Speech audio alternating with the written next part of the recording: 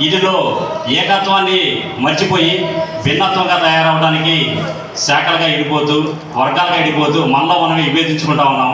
వీళ్ళందరూ కూడా ఏకతాటి మీద తీసుకురావడానికి మీ అందరి యొక్క సహాయ సహకారాలు ఇప్పుడు ఆసనమైనవి. గత 5 సంవత్సరాల్లో ఏం జరిగిందో చాలా ఎక్కువ మందికి తెలుసు. అందరూ కూడాను ప్రత్యక్షంగానో పరోక్షంగానో ఇన్వాల్వ్ అయ్యారు. దయచేసి మీరందరూ కూడాను కొన్ని రోజులు కనుక మీరు సహకరిస్తే అవకాశం ఉంటే ఇప్పుడున్నటువంటి గ్రూపుల్ని ఏకంగా తీసుకురావడానికి నా వంతుడికి నేను కృషి చేస్తానని చెప్పి మీ అందరికీ ఈ యొక్క సభాముఖంగా తెలియపరుస్తున్నాను. ఇది సభ అనే కంటే ఇది ఒక సమావేశం.